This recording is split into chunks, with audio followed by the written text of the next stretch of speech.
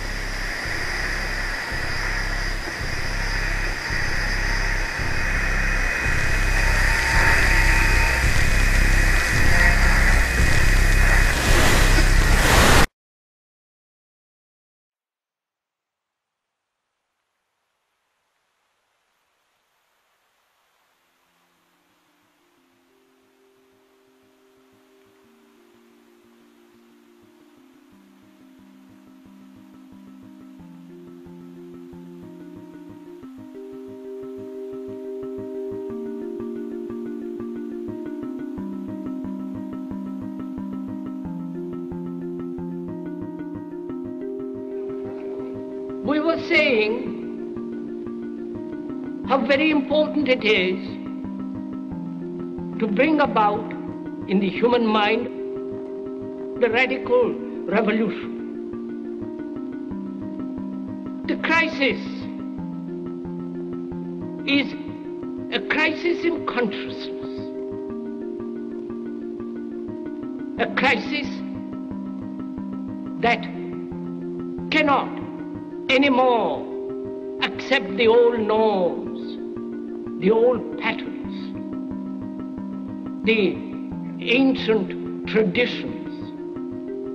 And considering what the world is now, with all their misery, conflict, destructive brutality, aggression, and so on,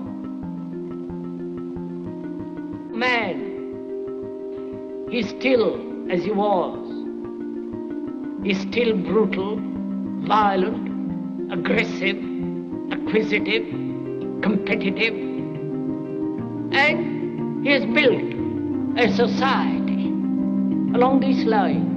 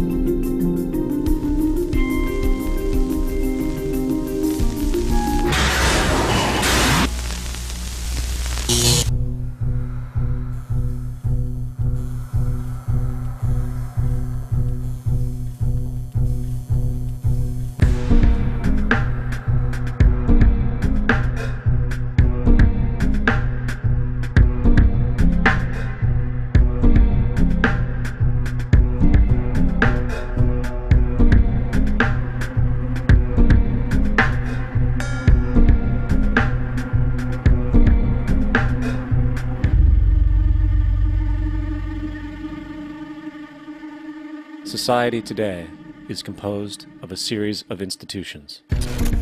From political institutions, legal institutions, religious institutions, to institutions of social class, familial values, and occupational specialization.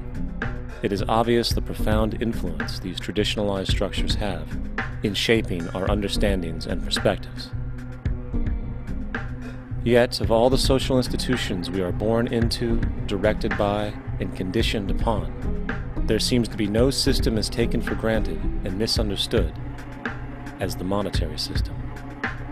Taking on nearly religious proportions, the established monetary institution exists as one of the most unquestioned forms of faith there is. How money is created, the policies by which it is governed, and how it truly affects society are unregistered interests of the great majority of the population.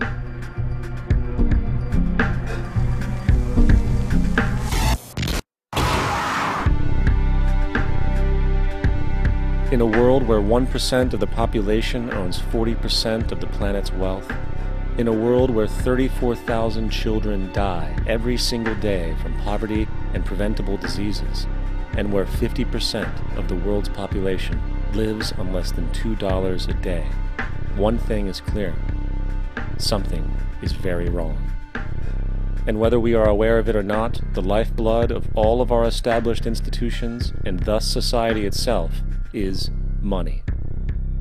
Therefore, understanding this institution of monetary policy is critical to understanding why our lives are the way they are. Unfortunately, economics is often viewed with confusion and boredom. Endless streams of financial jargon coupled with intimidating mathematics quickly deters people from attempts at understanding it. However, the fact is, the complexity associated with the financial system is a mere mask, designed to conceal one of the most socially paralyzing structures humanity has ever endured.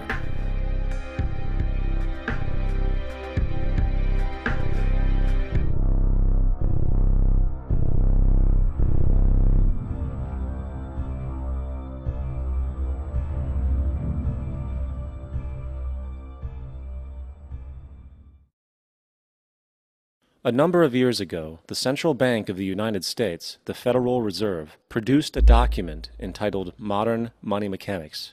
This publication detailed the institutionalized practice of money creation as utilized by the Federal Reserve and the web of global commercial banks it supports. On the opening page, the document states its objective. The purpose of this booklet is to describe the basic process of money creation in a fractional reserve banking system. It then proceeds to describe this fractional reserve process through various banking terminology, a translation of which goes something like this. The United States government decides it needs some money, so it calls up the Federal Reserve and requests, say, $10 billion. The Fed replies, saying, sure, we'll buy $10 billion in government bonds from you. So the government takes some pieces of paper, paints some official-looking designs on them, and calls them treasury bonds.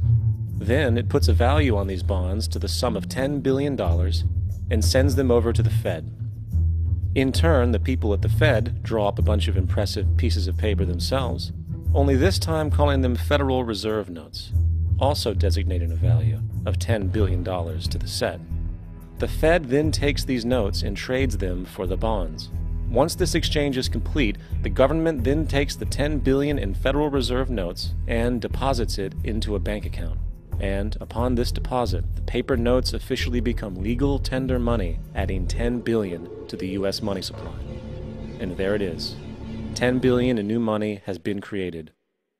Of course, this example is a generalization, for, in reality, this transaction would occur electronically, with no paper used at all. In fact, only 3% of the U.S. money supply exists in physical currency. The other 97% essentially exists in computers alone. Now, government bonds are, by design, instruments of debt, and when the Fed purchases these bonds, with money it essentially created out of thin air, the government is actually promising to pay back that money to the Fed. In other words, the money was created out of debt. This mind-numbing paradox of how money or value can be created out of debt or a liability will become more clear as we further this exercise. So, the exchange has been made and now $10 billion sits in a commercial bank account. Here's where it gets really interesting. For as based on the fractional reserve practice, that $10 billion deposit instantly becomes part of the bank's reserves, just as all deposits do. And regarding reserve requirements, as stated in Modern Money Mechanics, a bank must maintain legally required reserves equal to a prescribed percentage of its deposits. It then quantifies this by stating, under current regulations, the reserve requirement against most transaction accounts is 10%. This means that with a $10 billion deposit, 10%, or $1 billion, is held as the required reserve, while the other $9 billion is considered an excessive reserve and can be used as the basis for new loans. Now, it is logical to assume that this $9 billion is literally coming out of the existing $10 billion deposit. However, this is actually not the case. What really happens is that the $9 billion is simply created out of thin air on top of the existing $10 billion deposit. This is how the money supply is expanded. As stated in modern money mechanics, of course they, the banks, do not really pay out loans from the money they receive as deposits. If they did this, no additional money would be created.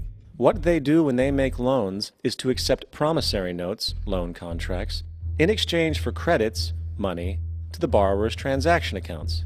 In other words, the $9 billion can be created out of nothing simply because there is a demand for such a loan and that there is a $10 billion deposit to satisfy the reserve requirements.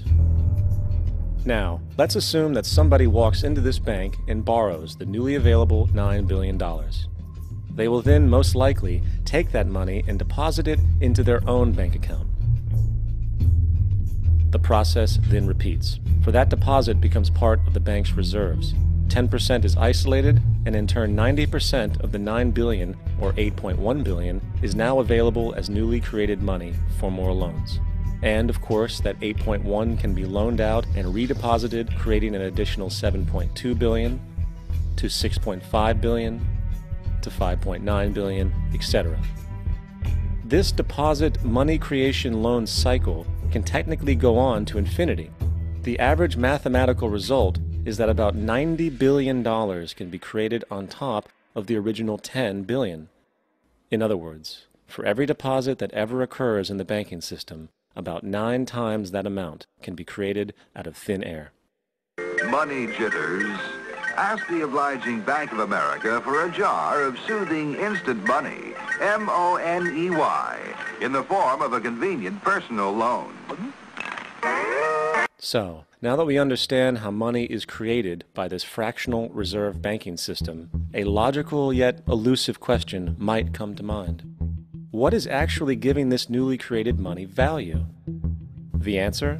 The money that already exists. The new money essentially steals value from the existing money supply. For the total pool of money is being increased irrespective to demand for goods and services. And as supply and demand finds equilibrium, prices rise, diminishing the purchasing power of each individual dollar. This is generally referred to as inflation, and inflation is essentially a hidden tax on the public. What is the advice that you generally get? And that is inflate the currency. They don't say debase the currency. They don't say devalue the currency. They don't say cheat the people who are saved. They say lower the interest rates. The real deception is when we distort the value of money. When we create money out of thin air, we have no savings, and yet there's so-called capital. So my question boils down to this: how in the world can we expect to solve the problems of inflation, that is, the increase in the supply of money, with more inflation? Of course, it can't. The fractional reserve system of monetary expansion is inherently inflationary. For the act of expanding the money supply, without there being a proportional expansion of goods and services in the economy, will always debase a currency. In fact, a quick glance at the historical values of the US dollar versus the money supply reflects this point definitively, for the inverse relationship is obvious. $1 in 1913 required $21.60 in 2007 to match value. That is a 96% devaluation since the Federal Reserve came into existence. Now, if this reality of inherent and perpetual inflation seems absurd and economically self-defeating, hold that thought, for absurdity is an understatement in regard to how our financial system really operates. For in our financial system, money is debt. And debt is money. Here is a chart of the U.S. money supply from 1950 to 2006. Here is a chart of the U.S. national debt for the same period. How interesting it is that the trends are virtually the same. For the more money there is, the more debt there is. The more debt there is, the more money there is.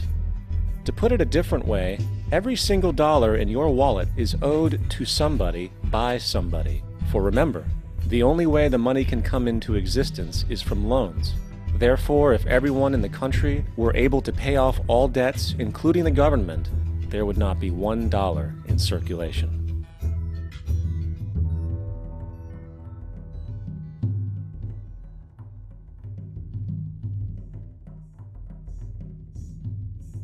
In fact, the last time in American history the national debt was completely paid off was in 1835, after President Andrew Jackson shut down the central bank that preceded the Federal Reserve. In fact, Jackson's entire political platform essentially revolved around his commitment to shut down the central bank, stating at one point, "The bold efforts the present bank has made to control the government are but premonitions of the fate that awaits the American people, should they be deluded into a perpetuation of this institution or the establishment of another like it." Unfortunately, his message was short-lived, and the international bankers succeeded to install another central bank in 1913, the Federal Reserve. And as long as this institution exists, perpetual debt is guaranteed. Now, so far we have discussed the reality that money is created out of debt, through loans.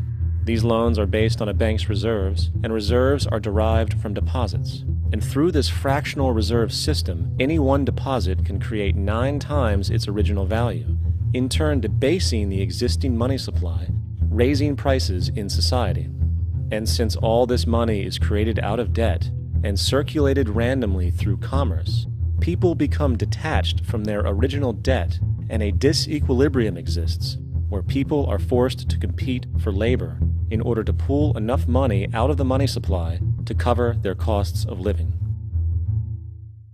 As dysfunctional and backwards as all of this might seem, there is still one thing we have omitted from this equation. And it is this element of the structure which reveals the truly fraudulent nature of the system itself: the application of interest. When the government borrows money from the Fed, or when a person borrows money from a bank, it almost always has to be paid back with accrued interest. In other words, almost every single dollar that exists must be eventually returned to a bank with interest paid as well. But if all money is borrowed from the central bank and is expanded by commercial banks through loans, only what would be referred to as the principal is being created in the money supply. So then, where is the money to cover all of the interest that is charged? Nowhere. It doesn't exist. The ramifications of this are staggering, for the amount of money owed back to the banks will always exceed the amount of money that is available in circulation. This is why inflation is a constant in the economy, for new money is always needed to help cover the perpetual deficit built into the system, caused by the need to pay the interest. What this also means is that mathematically, defaults and bankruptcy are literally built into the system, and there will always be poor pockets of society that get the short end of the stick. An analogy would be a game of musical chairs, for once the music stops, somebody is left out to dry. And that's the point. It invariably transfers true wealth from the individual to the banks. For if you are unable to pay for your mortgage, they will take your property. This is particularly enraging when you realize that not only is such a default inevitable due to the fractional reserve practice, but also because of the fact that the money that the bank loaned to you didn't even legally exist in the first place. In 1969, there was a Minnesota court case involving a man named Jerome Daley, who was challenging the foreclosure of his home by the bank which provided the loan to purchase it. His argument was that the mortgage contract required both parties, being he and the bank, each put up a legitimate form of property for the exchange. In legal language, this is called consideration.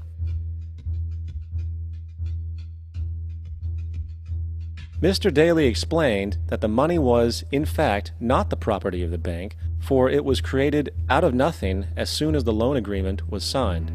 Remember what modern money mechanics stated about loans? What they do when they make loans is to accept promissory notes in exchange for credits.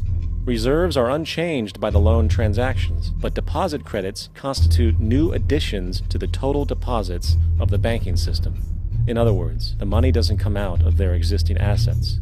the bank is simply inventing it, putting up nothing of its own except for a theoretical liability on paper.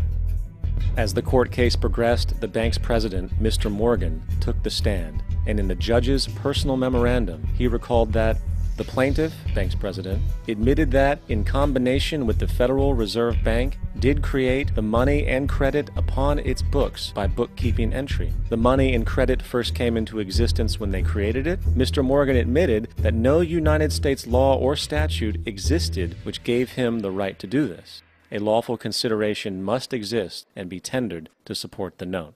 The jury found that there was no lawful consideration, and I agree. He also poetically added, "Only God can create something of value out of nothing." And upon this revelation, the court rejected the bank's claim for foreclosure, and Daley kept his home. The implications of this court decision are immense. For every time you borrow money from a bank, whether it is a mortgage loan or a credit card charge, the money given to you is not only counterfeit, it is an illegitimate form of consideration, and hence voids the contract to repay, for the bank never had the money as property to begin with. Unfortunately, such legal realizations are suppressed and ignored, and the game of perpetual wealth transfer and perpetual debt continues. And this brings us to the ultimate question: why?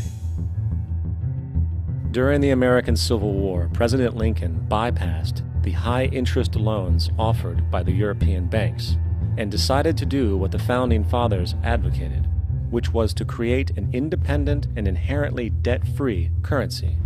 It was called the greenback.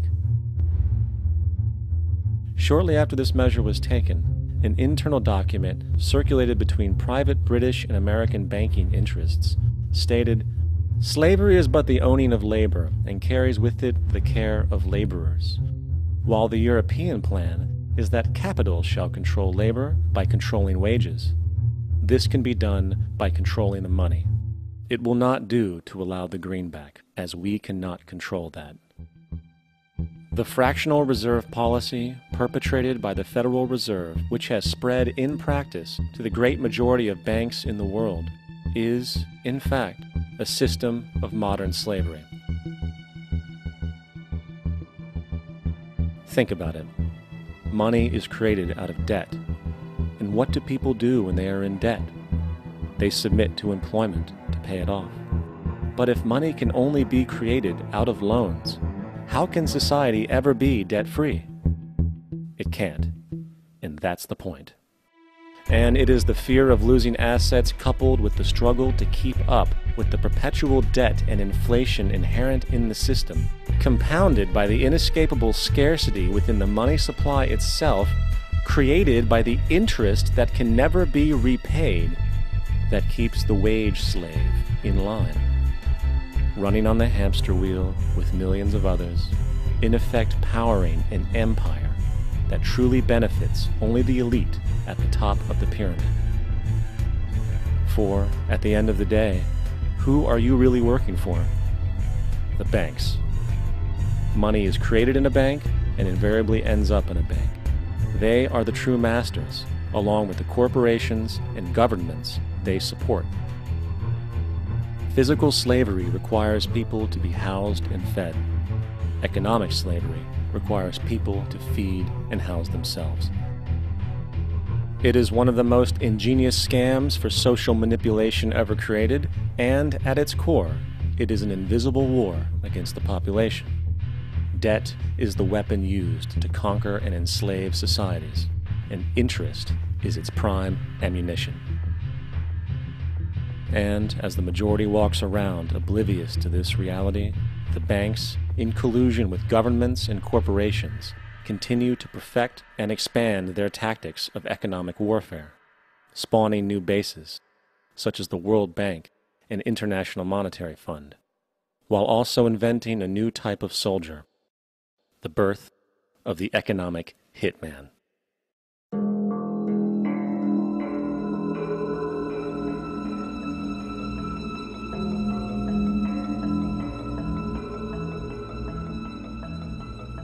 We economic hitmen really have been the ones responsible for creating this first truly global empire.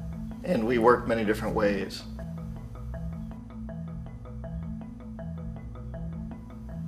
But perhaps the most common is that we will identify a country that has resources our corporations covet, like oil, and then arrange a huge loan to that country from the World Bank or one of its sister organizations. But the money never actually goes to the country. Instead, it goes to our big corporations to build infrastructure projects in that country, power plants, industrial parks, ports, things that benefit a few rich people in that country, in addition to our corporations, but really don't help the majority of the people at all. However, those people, the whole country is left holding a huge debt. It's such a big debt they can't repay it, and that's part of the plan, that they can't repay it. And so at some point, we economic hitmen go back to them and say, listen, you owe us a lot of money, can't pay your debt, so sell your oil real cheap to our oil companies. Allow us to build a military base in your country, or send troops in support of ours to someplace in the world like Iraq, or vote with us on the next UN vote. To have their electric utility company privatized and their water and sewage system privatized and sold to U.S. corporations or other multinational corporations. So there was that whole mushrooming thing, and it's so typical of the way the IMF and the World Bank work, that you put a country in debt, it's such a big debt it can't pay it, and then you offer to refinance that debt and pay even more interest.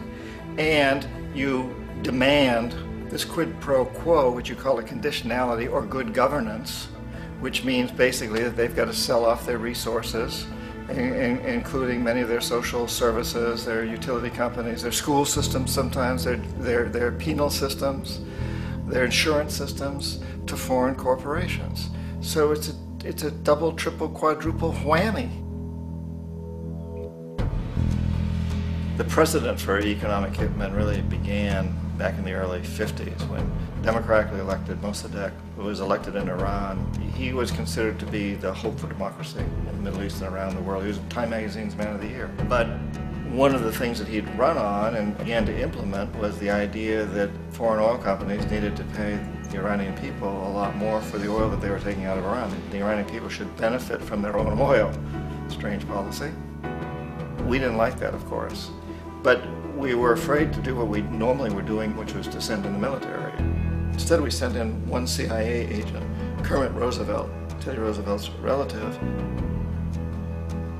And Kermit went in with a few $1 million and was very, very effective and efficient. And in a short amount of time, he managed to get Mossadegh overthrown and brought in the Shah of Iran to replace him, who always was favorable to oil. And it was extremely effective. Mobs overflow Tehran. Army officers shout that Mossadegh has surrendered and his regime as virtual dictator of Iran is ended. Pictures of the Shah are paraded through the streets as sentiment reverses. The Shah is welcomed home. So back here in the United States, in Washington, people looked around and said, wow, that was easy and cheap. So this established a whole new way of manipulating countries, of creating empire. The only problem with Roosevelt was that he was a card-carrying CIA agent, and had he been caught, the ramifications could have been pretty serious. So very quickly at that point, the decision was made to use private consultants to channel the money through the World Bank or the IMF or one of the other such agencies, to bring in people like me who worked for private companies, so that if we got caught, there would be no governmental ramifications.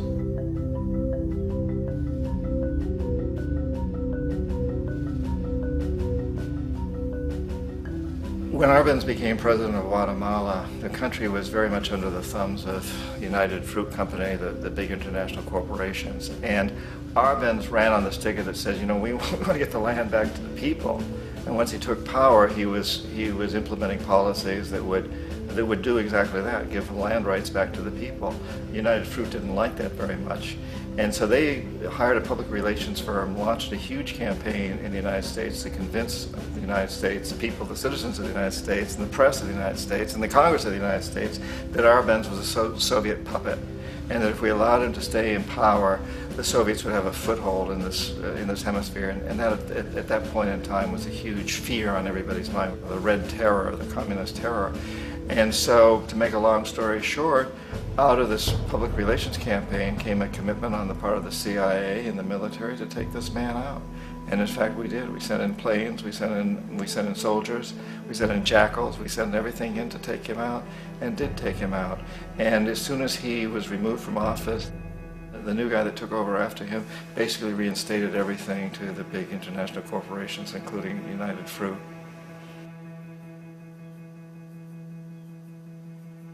Ecuador for many, many years had been ruled by pro-US dictators, often relatively brutal. Then it was decided that they were going to have a truly democratic election. Jaime Roldos ran for office, and his main goal, he said, as president would be to make sure that Ecuador's resources were used to help the people. And he won, overwhelming, by more votes than anybody had ever won anything in Ecuador. And he began to implement these policies to make sure that the profits from oil went to help the people. Well, we didn't like that in the United States. I was sent down as one of several economic hitmen to change Roldos, to corrupt him, to bring him around, to let him know, okay, you can get very rich, you and your family, if you play our game, but if you continue to try to keep these policies you've promised, you're going to go. He wouldn't listen. He was assassinated. As soon as the plane crashed, the whole area was cordoned off. The only people that allowed in were U.S. military from a nearby base and some of the Ecuadorian military. When an investigation was launched, 2 of the key witnesses died in car accidents before they had a chance to testify. A lot of very, very strange things that went on around the assassination of Jaime Roldos. I, like most people who've really looked at this case, have absolutely no doubt that it was an assassination. And of course, in my position as an economic hitman, I was always expecting something to happen to Jaime, whether it be a coup or assassination, I wasn't sure, but that he would be taken down because he was not being corrupted. He would not allow himself to be corrupted the way we wanted to corrupt him. Omar Torrijos, president of Panama, was one of my favorite people. I really, really liked him. He was very charismatic. He was a guy who really wanted to help his country. And when I tried to bribe him or corrupt him, he said, look, John, he called me Juanito. He said, look, Juanito, I don't need the money. What I really need is for my country to be treated fairly. I need for the United States to repay the debts that you owe my people for all the destruction you've done here. I need to be in a position where I can help other Latin American countries win their independence and be free of this terrible presence from the north that you people are exploiting us so badly. I need to have the Panama Canal back in the hands of the Panamanian people. That's what I want.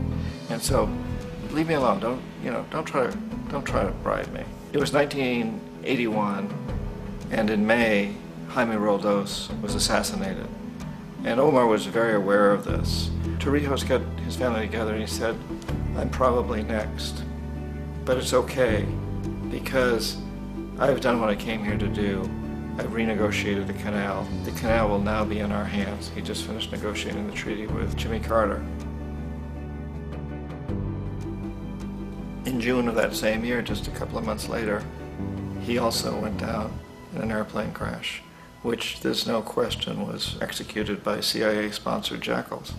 Tremendous amount of evidence that one of Torrijos' security guards handed him at the last moment as he was getting on the plane a tape recorder, a small tape recorder that contained a bomb.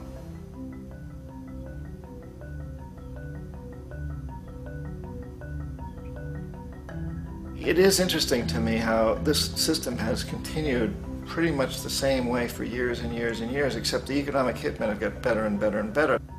Then we come up with, very recently, what happened in Venezuela. In 1998, Hugo Chavez gets elected president, following a long line of presidents who had been very corrupt and basically destroyed the economy of the country. And Chavez was elected amidst all that. Chavez stood up to the United States, and he's done it primarily demanding that Venezuelan oil be used to help the Venezuelan people. Well, we didn't like that in the United States. So in 2002, a coup was staged, which there's no question in my mind, and most other people's minds, that the CIA was behind that coup.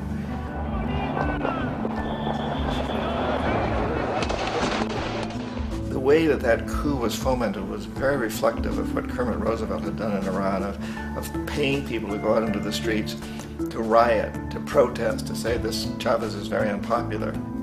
You know, if you can get a few thousand people to do that in television, can make it look like it's the whole country, and things start to mushroom. Except in the case of Chavez, he was smart enough, and the people were so strongly behind him that they overcame it, which was a phenomenal moment in the history of Latin America.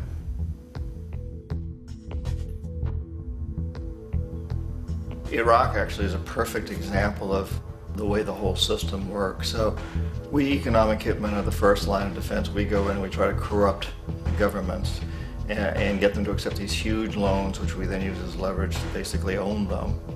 If we fail, as I failed in Panama with Omar Torrijos and in Ecuador with Jaime Roldos, men who refuse to be corrupted, then the second line of defense is we send in the jackals. And the jackals either overthrow governments or they assassinate. And once that happens and a new government comes in, and boy, it's going to toe the line, because the new president knows what will happen if he doesn't. In the case of Iraq, both of those things failed. Economic hitmen were not able to get through to Saddam Hussein. We tried very hard. We tried to get him to accept a deal very similar to what the House of Saud had accepted in Saudi Arabia, but he wouldn't accept it. And so the jackals went in to take him out. They couldn't do it. His security was very good. After all, he had one time worked for the CIA. He'd been hired to assassinate a former president of Iraq and failed, but he knew the system. So in '91, we send in the troops and we take out the Iraqi military. So we assume at that point that Saddam Hussein is going to come around. We could have taken him out, of course, at that time, but we didn't want to. He's the kind of strong man we like. He controls his people. We thought he could control the Kurds and keep the Iranians in their border and keep pumping oil for us. And then once we took out his military, now he's going to come around. So the economic hitmen go back in the 90s without success. If they'd had success, he'd still be running the country. We'd be selling him all the fighter jets he wants and everything else he wants. But they couldn't. They didn't have success. The jackals couldn't take him out again, so we sent the military in once again, and this time we did the complete job and took him out, and in the process created for ourselves some very, very lucrative construction deals. We had to reconstruct a country that we'd essentially destroyed, which is a pretty good deal if you own construction companies, big ones. So, you know, Iraq shows the three stages. The economic hitmen failed there, the jackals failed there, and as a final measure, the military goes in. And in that way, we've really created an empire, but we've done it very, very subtly.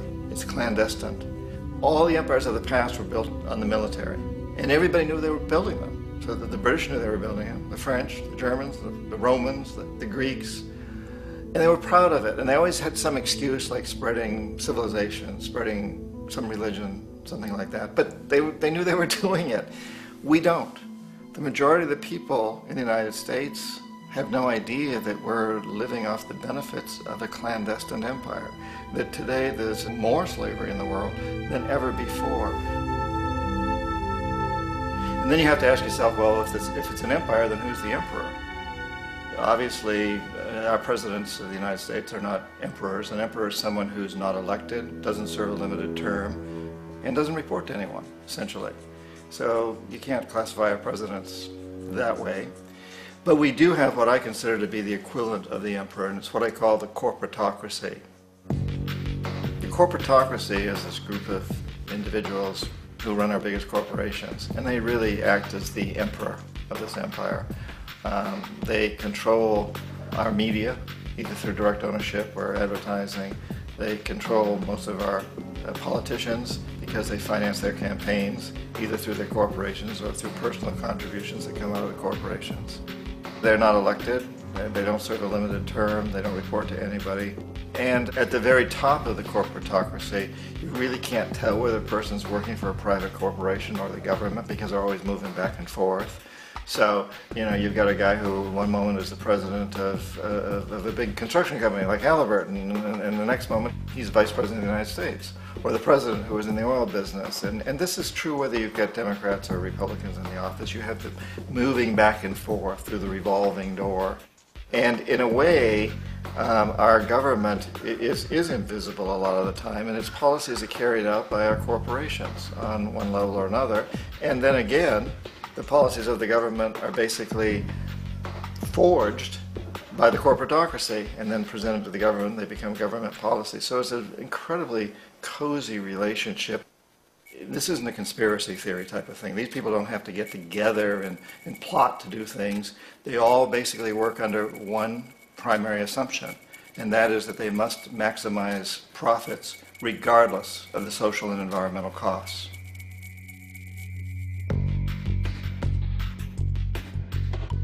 This process of manipulation by the corporatocracy through the use of debt, bribery, and political overthrow is called globalization. Just as the Federal Reserve keeps the American public in a position of indentured servitude through perpetual debt, inflation, and interest, the World Bank and IMF serve this role on a global scale. The basic scam is simple. Put a country in debt either by its own indiscretion or through corrupting the leader of that country, then impose conditionalities or structural adjustment policies, often consisting of the following. Currency devaluation. When the value of a currency drops, so does everything valued in it. This makes indigenous resources available to predator countries at a fraction of their worth. Large funding cuts for social programs. These usually include education and healthcare, compromising the well-being and integrity of the society, leaving the public vulnerable to exploitation. Privatization of state-owned enterprises. This means that socially important systems can be purchased and regulated by foreign corporations for profit.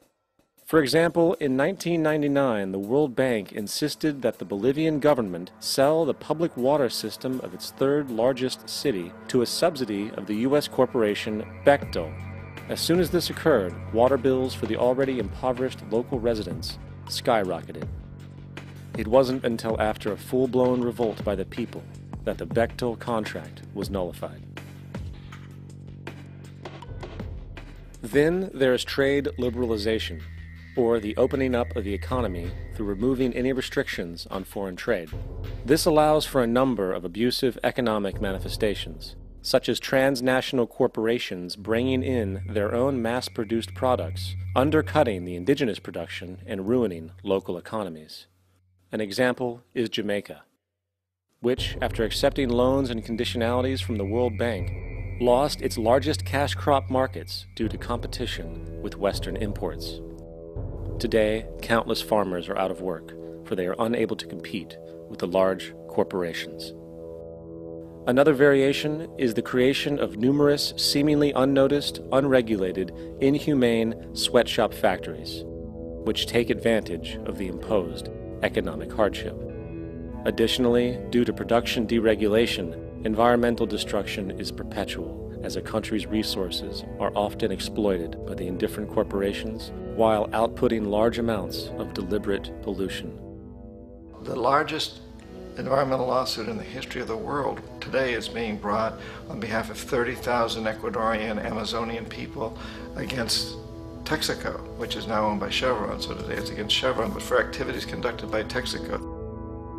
Estimated to be more than 18 times what the Exxon Valdez dumped into the coast of Alaska.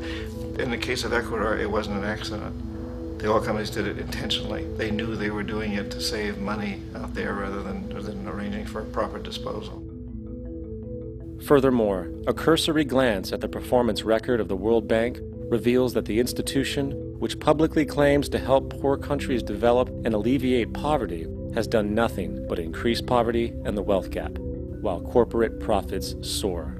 In 1960, the income gap between the fifth of the world's people in the richest countries versus the fifth in the poorest countries was 30 to 1. By 1998, it was 74 to 1. While global GNP rose 40% between 1970 and 1985, those in poverty actually increased by 17%. While from 1985 to 2000, those living on less than $1 a day increased by 18%.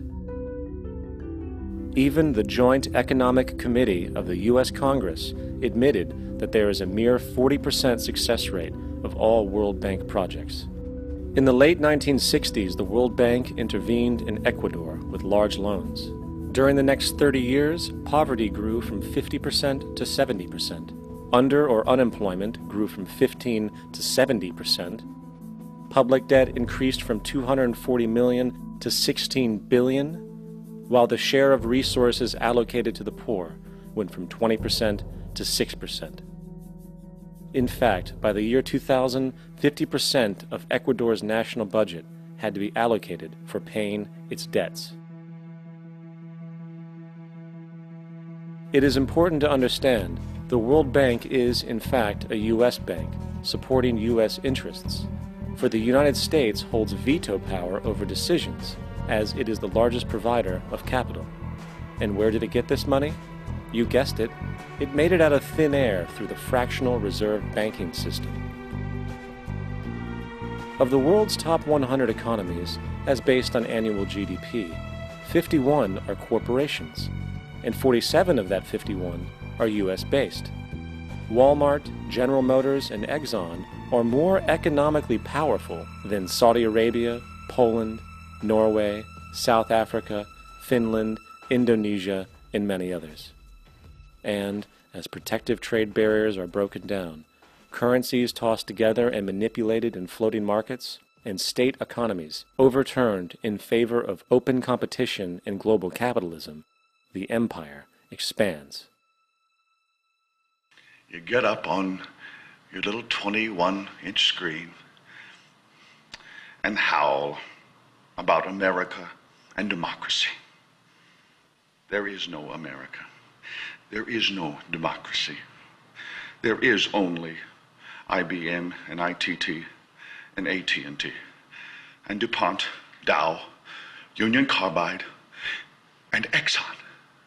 Those are the nations of the world today. What do you think the Russians talk about in their councils of state? Karl Marx? They get out their linear programming charts, statistical decision theories, Minimax solutions, and compute the price-cost probabilities of their transactions and investments, just like we do. We no longer live in a world of nations and ideologies, Mr. Beale. The world is a college of corporations, inexorably determined by the immutable bylaws of business. The world is a business, Mr. Beale.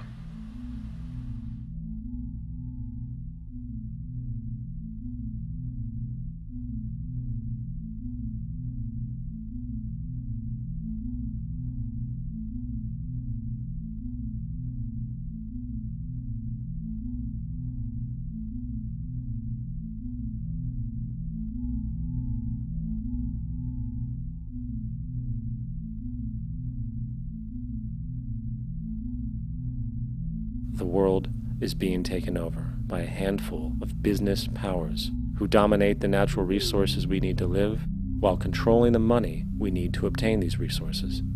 The end result will be world monopoly, based not on human life, but financial and corporate power. And as the inequality grows, naturally more and more people are becoming desperate. So the establishment was forced to come up with a new way to deal with anyone who challenges the system. So they gave birth to the terrorist. The term terrorist is an empty distinction, designed for any person or group who chooses to challenge the establishment. This isn't to be confused with the fictional Al-Qaeda, which was actually the name of a computer database for the US-supported Mujahideen in the 1980s.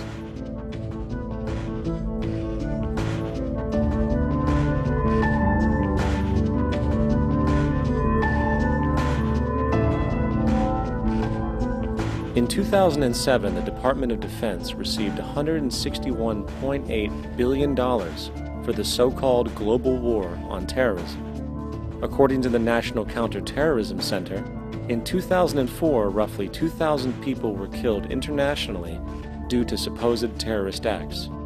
Of that number, 70 were American. Using this number as a general average, which is extremely generous, it is interesting to note that twice as many people die from peanut allergies a year than from terrorist acts.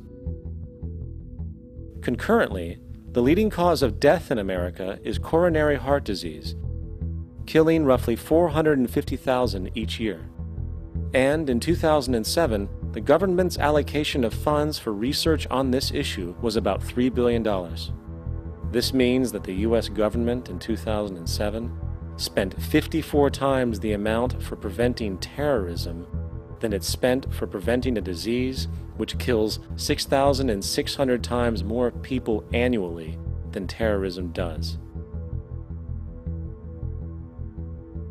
Yet, as the name terrorism and Al-Qaeda are arbitrarily stamped on every news report relating to any action taken against U.S. interests, the myth grows wider.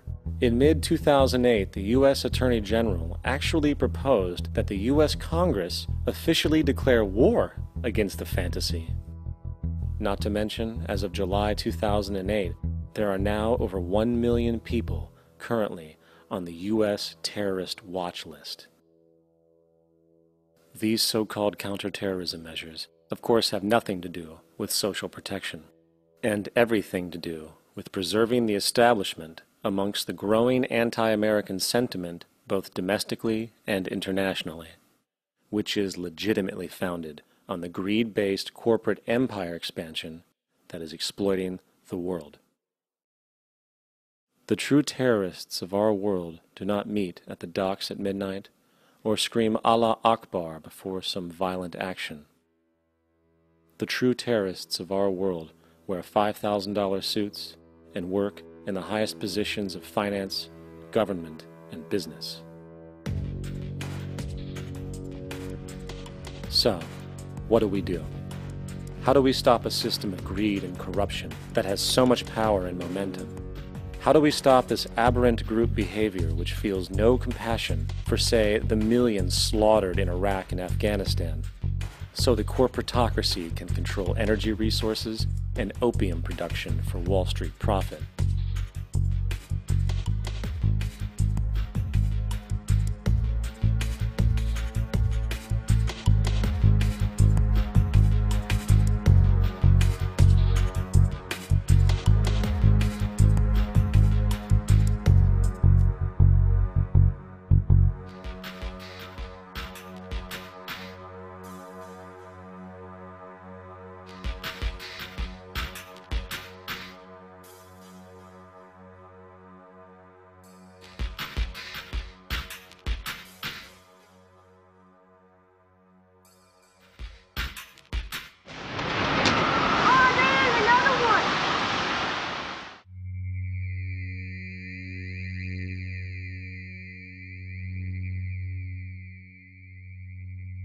How do we stop a system of greed and corruption that condemns poor populations to sweatshop slavery for the benefit of Madison Avenue?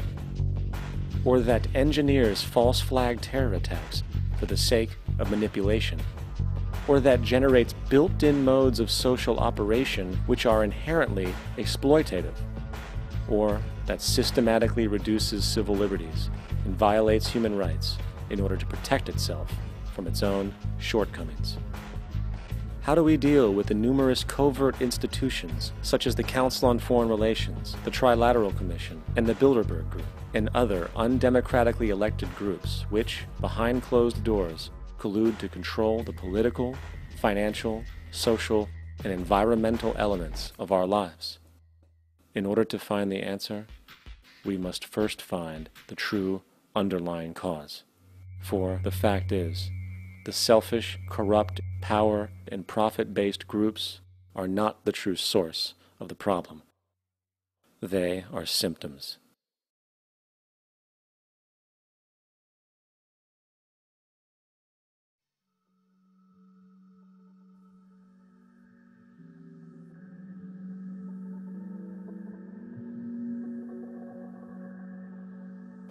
My name is Jacques Fresco. I'm an industrial designer and a social engineer.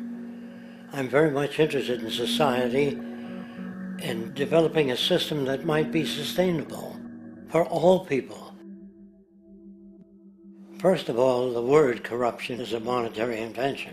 That aberrant behavior that's disruptive to the well-being of people, Well, you're dealing with human behavior. And human behavior appears to be environmentally determined, meaning if you were raised by the Seminole Indians as a baby, never saw anything else, you'd hold that value system. And this goes for nations, it goes for individuals, for families. They try to indoctrinate their children to their particular faith and their country and make them feel like they're part of that. And they build a society which they call established. They establish a workable point of view and tend to perpetuate that, whereas all societies are really emergent, not established. And so they fight new ideas that would interfere with the establishment. Governments try to perpetuate that which keeps them in power. People are not elected to political office to change things. They're put there to keep things the way they are. So you see, the basis of corruption is in our society.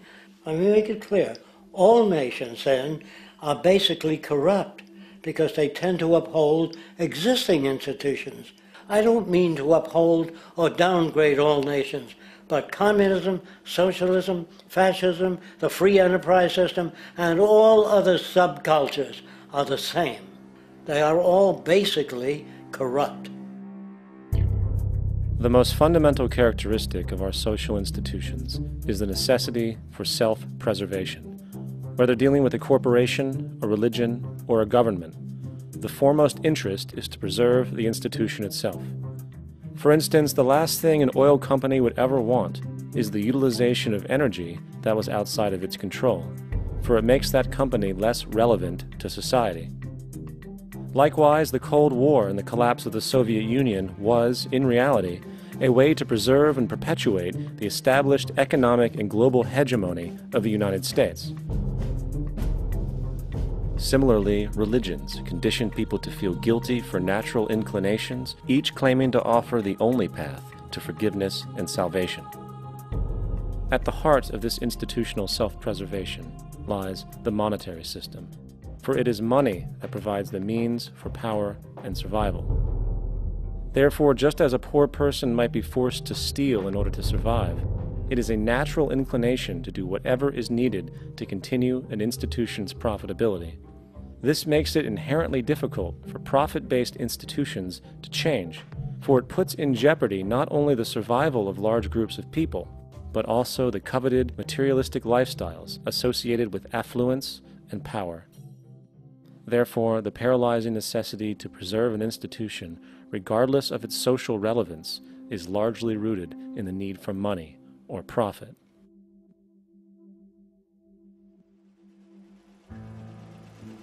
What's in it for me is the way people think.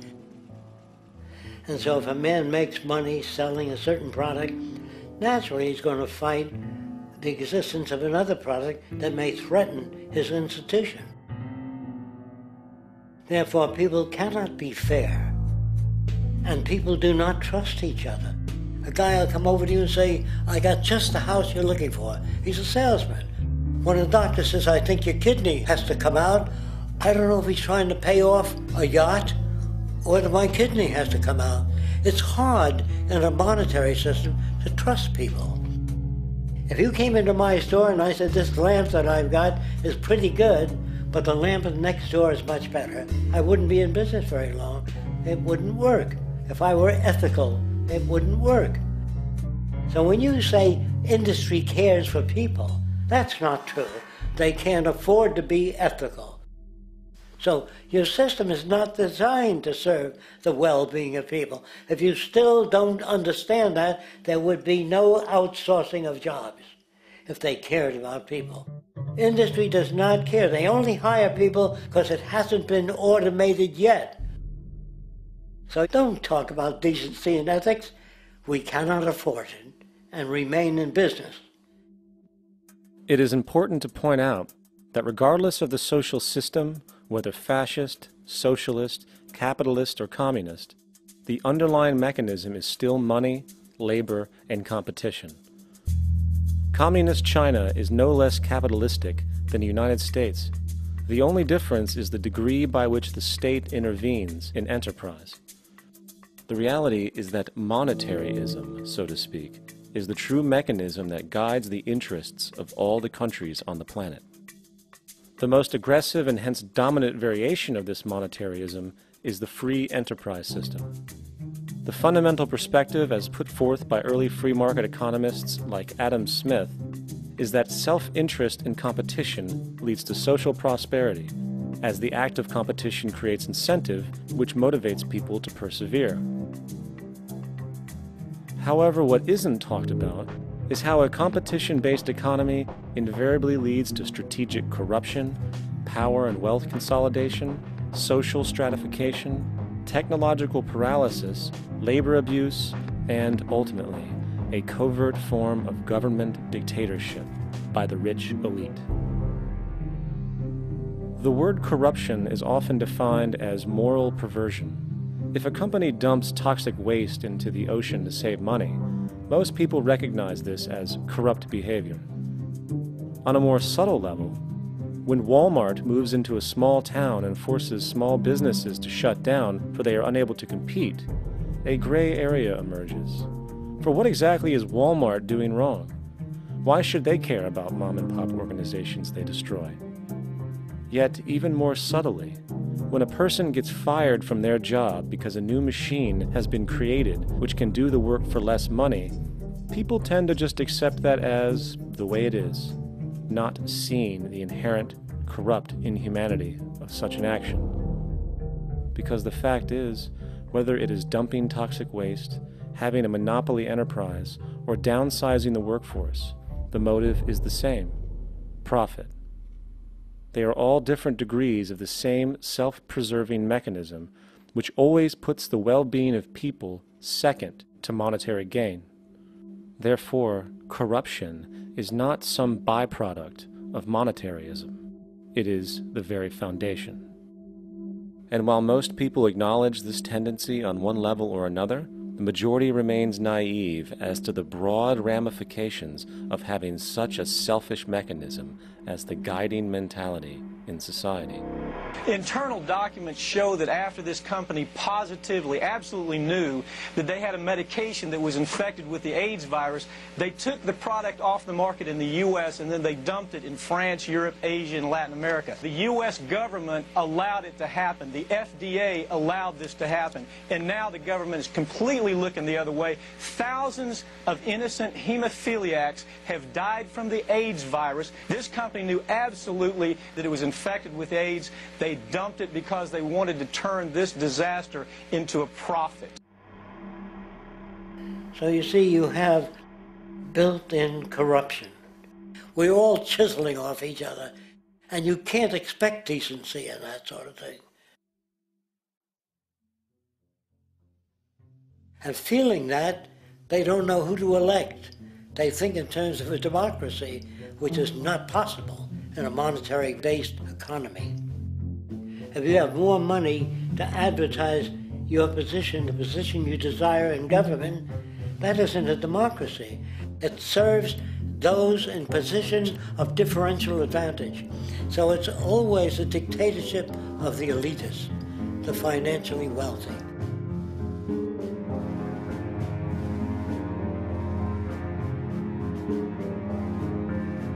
It is an interesting observation to note how seemingly unknown personalities magically appear on the scene as presidential candidates. Then, before you know it, somehow you are left to choose from a small group of extremely wealthy people who suspiciously have the same broad social view. Obviously, it's a joke. The people placed on the ballot are done so because they have been pre-decided to be acceptable by the established financial powers who actually run the show. Yet, many who understand this illusion of democracy often think, if only we could just get our honest, ethical politicians in power, then we would be okay. Well, while this idea, of course, seems reasonable in our established-oriented worldview, it is, unfortunately, another fallacy. For when it really comes down to what is actually important, the institution of politics, and thus politicians themselves, have absolutely no true relevance as to what makes our world and society function. It's not politicians that can solve problems. They have no technical capabilities. They don't know how to solve problems. Even if they were sincere, they don't know how to solve problems. It's the technicians that produce the desalination plants. It's the technicians that give you electricity, that give you motor vehicles, that heat your house and cool it in the summertime. It's technology that solves problems, not politics. Politics cannot solve problems because they're not trained to do so. Very few people today stop and consider what it is that actually improves their lives. Is it money? Obviously not. One cannot eat money or stuff money into their car to get it to run. Is it politics? All politicians can do is create laws, establish budgets, and declare war. Is it religion? Of course not. Religion creates nothing except intangible emotional solace for those who require it. The true gift that we as human beings have, which has been solely responsible for everything that has improved our lives, is technology. What is technology? Technology is a pencil which allows one to solidify ideas on paper for communication. Technology is an automobile which allows one to travel faster than feet would allow. Technology is a pair of eyeglasses which enables sight for those who need it. Applied technology itself is merely an extension of human attributes which reduces human effort, freeing humans from a particular chore or problem. Imagine what your life would be like today without a telephone, or an oven, or a computer, or an airplane. Everything in your home which you take for granted, from a doorbell to a table to a dishwasher, is technology generated from the creative, scientific ingenuity of human technicians, not money, politics, or religion. These are false institutions. And writing your congressman is fantastic. They tell you to write your congressman if you want something done. The men in Washington should be at the forefront of technology, the forefront of human studies, the forefront of crime, all the factors that shape human behavior. You don't have to write your congressman. What kind of people are they that are appointed to do that job? The future will have great difficulty. And the question that's raised by politicians is, how much will a project cost? The question is not, how much will it cost? Do we have the resources? And we have the resources today to house everyone, build hospitals all over the world, build schools all over the world, the finest equipment and labs for teaching and doing medical research. So you see, we have all that, but we're in a monetary system. And in a monetary system, there's profit. And what is the fundamental mechanism that drives the profit system besides self-interest? What is it exactly that maintains that competitive edge at its core? Is it high efficiency and sustainability? No, that isn't part of their design. Nothing produced in our profit-based society is even remotely sustainable or efficient. If it was, there wouldn't be a multi-million-dollar-a-year service industry for automobiles, nor would the average lifespan for most electronics be less than 3 months before they're obsolete. Is it abundance? Absolutely not. Abundance, as based on the laws of supply and demand, is actually a negative thing. If a diamond company finds 10 times the usual amount of diamonds during their mining, it means the supply of diamonds has increased, which means the cost and profit per diamond drops. The fact is, efficiency, sustainability, and abundance are enemies of profit. To put it into a word, it is the mechanism of scarcity that increases profits. What is scarcity? Based on keeping products valuable. Slowing up production on oil raises the price. Maintaining scarcity of diamonds keeps the price high. They burn diamonds at the Kimberley diamond mines. They made a carbon that keeps the price up. So then, what does it mean for society when scarcity, either produced naturally or through manipulation, is a beneficial condition for industry. It means that sustainability and abundance will never ever occur in a profit system, for it simply goes against the very nature of the structure. Therefore, it is impossible to have a world without war or poverty. It is impossible to continually advance technology to its most efficient and productive states. And, most dramatically, it is impossible to expect human beings to behave in truly ethical or decent ways.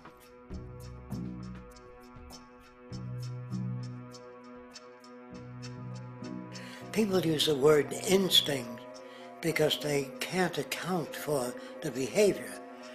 They sit back and they evaluate with their lack of knowledge, and they say things like, humans are built a certain way, greed is a natural thing, as though they've worked for years on it, and it's no more natural than wearing clothing. What we want to do is to eliminate the causes of the problems, eliminate the processes that produce greed and bigotry and prejudice and people taking advantage of one another and elitism, eliminating the need for prisons and welfare. We have always had these problems because we have always lived within scarcity and barter and monetary systems that produce scarcity. If you eradicate the conditions that generate what you call socially offensive behavior, it does not exist. The guy said, well, isn't that inborn? No, it's not. There is no human nature, there's human behavior, and that's always been changed throughout history. You're not born with bigotry and greed and corruption and hatred. You pick that up within the society. War, poverty, corruption, hunger, misery, human suffering will not change in a monetary system. That is, there'll be very little significant change. It's going to take the redesign of our culture, our values, and it has to be related to the carrying capacity of the earth, not some human opinion or some politician's notions of the way the world ought to be, or some religious notions of the conduct of human affairs. And that's what the Venus Project is about. The society that we're about to talk about is a society that is free of all the old superstitions, incarceration, prisons, police, cruelty, and law. All laws will disappear, and the professions will disappear that are no longer valid, such as stockbrokers, bankers, advertising, gone forever, because it's no longer relevant. When we understand that it is technology devised by human ingenuity which frees humanity and increases our quality of life, we then realize that the most important focus we can have is on the intelligent management of the Earth's resources. For it is from these natural resources we gain the materials to continue our path of prosperity. Understanding this, we then see that money fundamentally exists as a barrier to these resources, for virtually everything has a financial cost. And why do we need money to obtain these resources? Because of real or assumed scarcity. We don't usually pay for air and tap water because it is in such high abundance, selling it would be pointless. So then, logically speaking, if resources and technologies applicable to creating everything in our societies, such as houses, cities, and transportation, were in high enough abundance, there would be no reason to sell anything.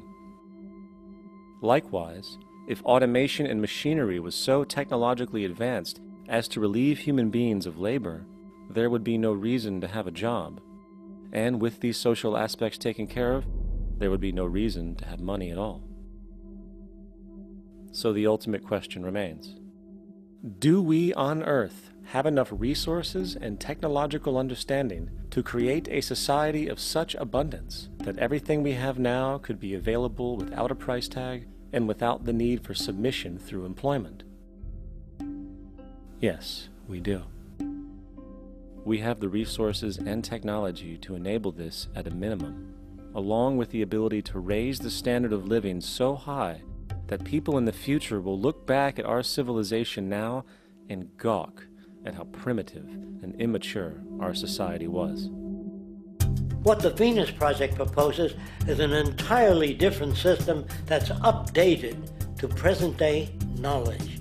We've never given scientists the problem of how do you design a society which would eliminate boring and monotonous jobs, that would eliminate accidents in transportation, that would enable people to have a high standard of living, that would eliminate poisons in our food, that would give us other sources of energy that are clean and efficient. We can do that out there.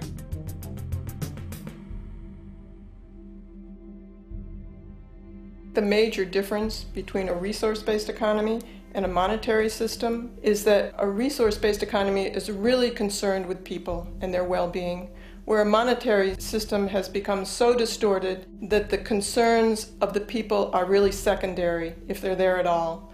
The products that are turned out are for how much money you can get. If there is a problem in society and you can't earn money from solving that problem, then it won't be done. The resource-based economy is really not close to anything that's been tried. And with all our technology today, we can create abundance. It could be used to improve everyone's lifestyle. Abundance all over the world if we use our technology wisely and maintain the environment. It's a very different system, and it's very hard to talk about because the public is not that well enough informed as to the state of technology.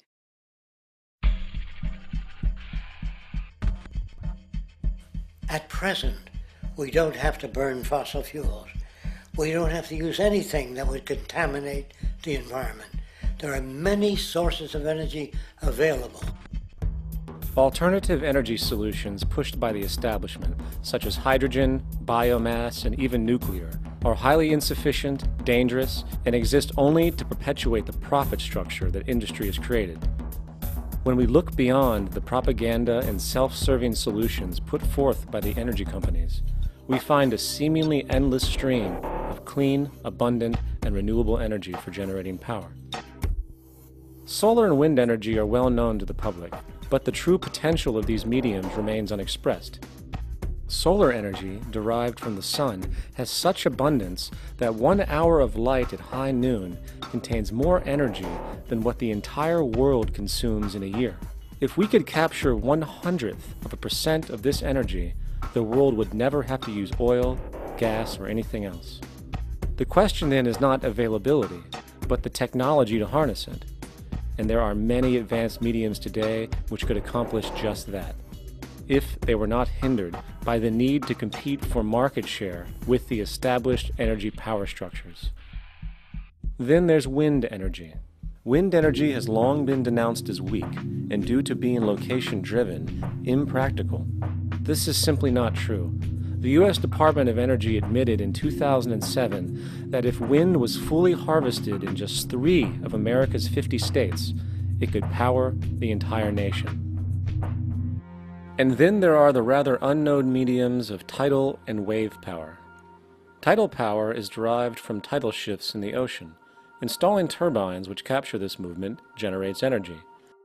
In the United Kingdom, 42 sites are currently noted as available, forecasting that 34% of all the UK's energy could come from tidal power alone.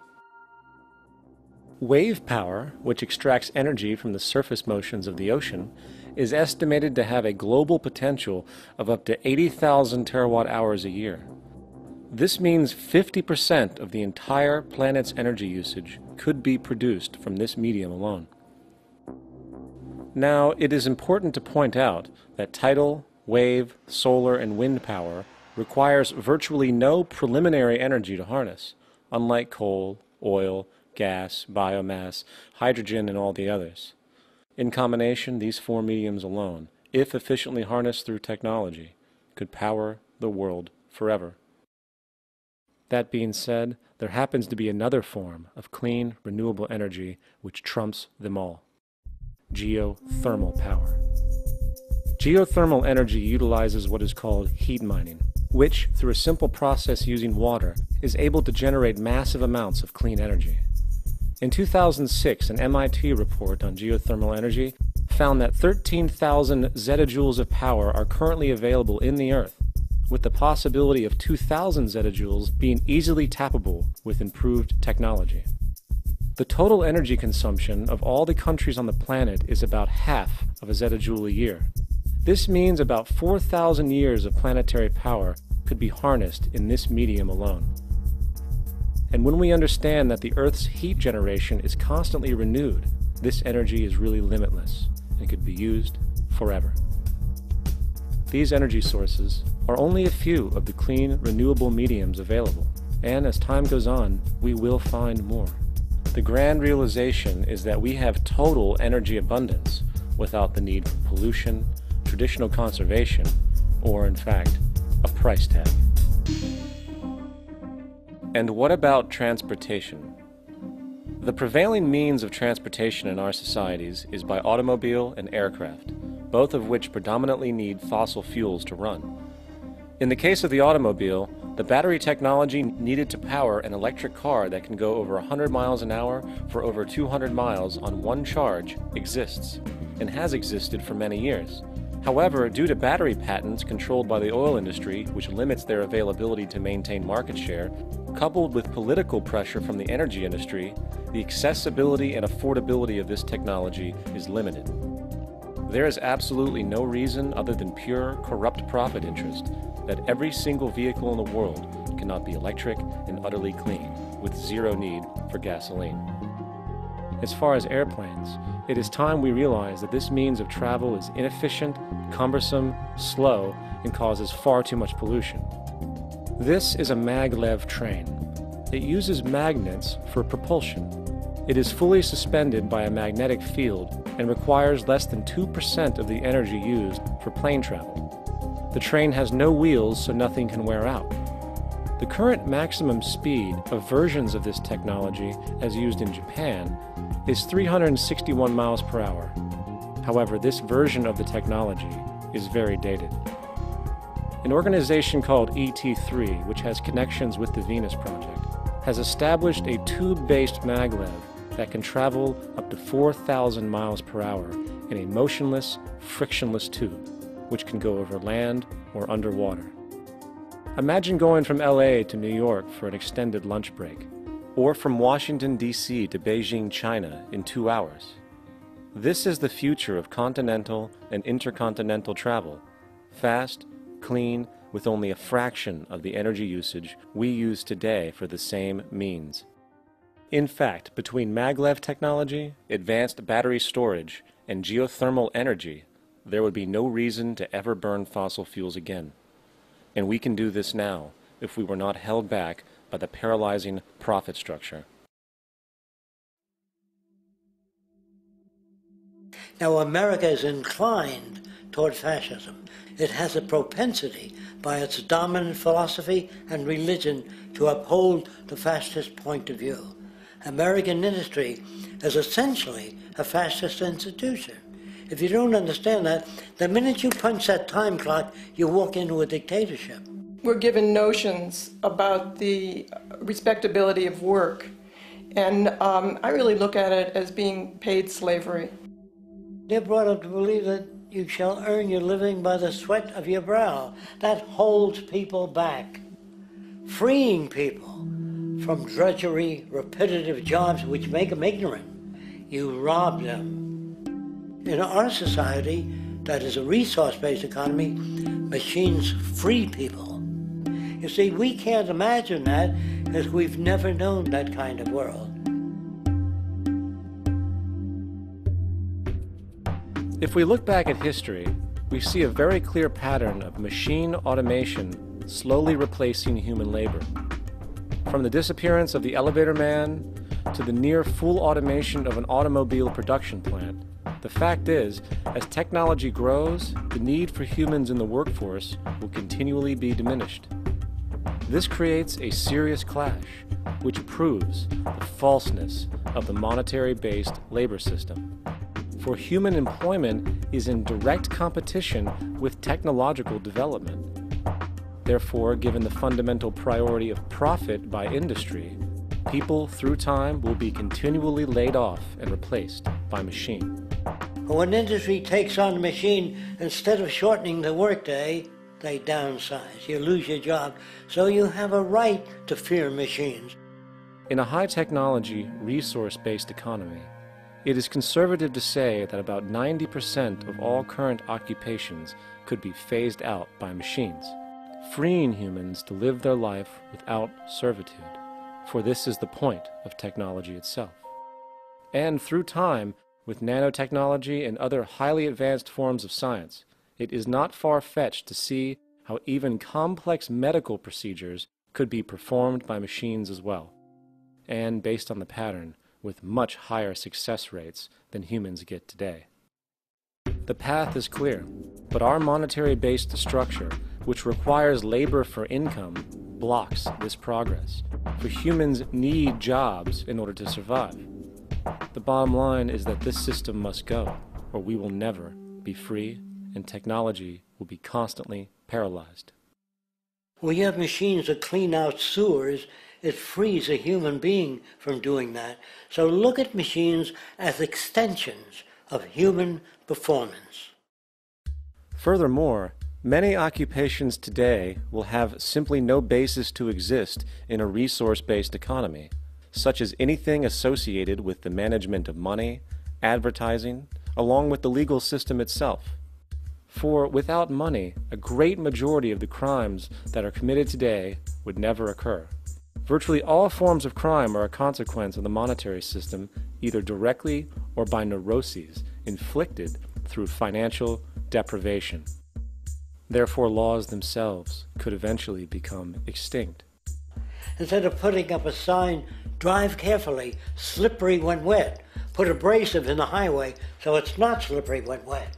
And if a person gets in a car that's drunk and the car oscillates a great deal, there's a little pendulum that swings up and back, and that'll pull the car over to the side. Not a law. Solution. Put sonar and radar in automobiles so they can't hit one another. Man-made laws are attempts to deal with occurring problems, and not knowing how to solve them, they make a law. In the United States, the most privatized, capitalist country on the planet, it should come as no surprise that it also has the largest prison population in the world, growing every year. Statistically, most of these people are uneducated and come from poor, deprived societies. And, contrary to propaganda, it is this environmental conditioning which lures them into criminal and violent behavior. However, society looks the other way in regard to this point. The legal and prison systems are just more examples of how our society avoids examining the root causes of behavior. Billions are spent each year on prisons and police, while only a fraction is spent on programs for poverty, which is one of the most fundamental variables responsible for crime to begin with. And as long as we have an economic system which prefers and in fact creates scarcity and deprivation, crime will never go away.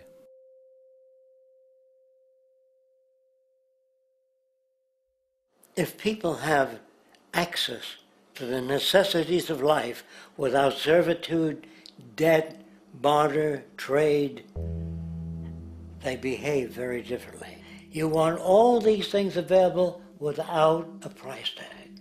Now then, you gotta have a price tag. Well, what'll motivate people?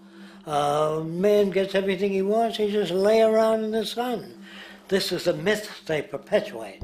People in our culture are trained to believe that the monetary system produces incentive. If they have access to things, why should they want to do anything? They will lose their incentive. That's what you're taught to support the monetary system. When you take money out of the scenario, there would be different incentives, very different incentives. When people have access to the necessities of life, their incentives change. What about the moon and the stars? New incentives arise. If you make a painting that you enjoy, you will enjoy giving it to other people, not selling it.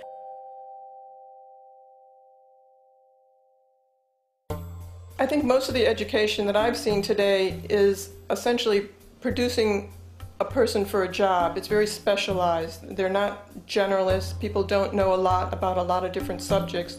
I don't think you could get people to go to war if they knew a lot about a lot of things. I think education is mostly rote, and they're not taught how to solve problems. They're not given the tools emotionally or within their own field of how to do critical thinking.